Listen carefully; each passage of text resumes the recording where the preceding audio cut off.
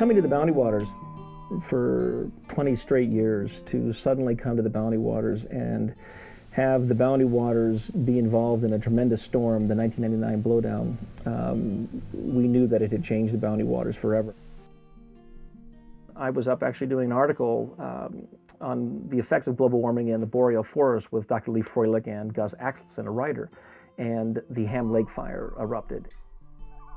But while we were here, we ventured into the fire zone from the Cavity Lake fire, which was years prior to this.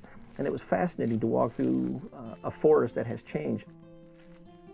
To see it contrasting with fresh green sprouts, like we were seeing shoots of trees, new, aspen and birch and pine that are coming up.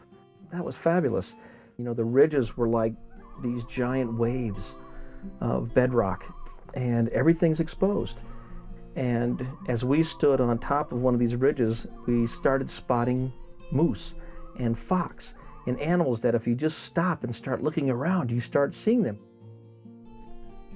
You're coming here to fish and to see the loons and to paddle on the water, so it's a quieter experience. And the fire has made it very different. So it's for those like myself that have paddled up here for 25 years or more, coming up and seeing and paddling through an area now where there's a burn, I'm getting a new experience. You can actually orient your trips where if you want to see an ecosystem at work, this is something that I plan to do with my own family, is to come up and paddle through a burn area en route to an area that doesn't have a burn.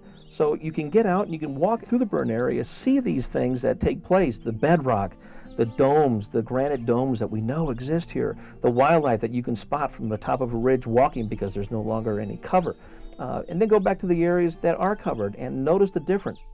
The sound is going to be different in the area with no trees, and the sound is going to be more quiet and muffled in the areas where there are trees. And so these little nuances that take place are all part of this wilderness experience that by just getting out and getting involved in it and walking through it is something that, an experience that I don't think you'll forget.